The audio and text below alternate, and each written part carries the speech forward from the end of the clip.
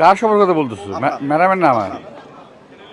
আমি আসছি, ম্যাডামের চিকিৎসা হচ্ছে এখানে, এটা আমার একটু দেখাও দরকার আছে, লুক আপ রাখা দরকার আছে, কেমন হচ্ছে দেখাশোনা জানা, এই তো।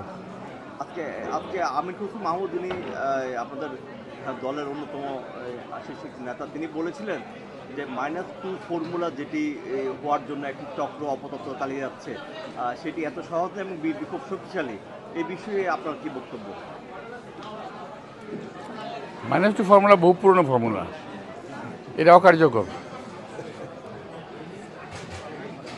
এই ফর্মুলা অকার্যকর, যে যত চেষ্টাই করুক এটা অকার্যকর ফর্মুলা। বলা ডিফিকাল্ট। এটা এটা ম্যাডামের চিকিৎসার পরিস্থিতি বুঝে আমি ডিসিশন নেব। হ্যাঁ,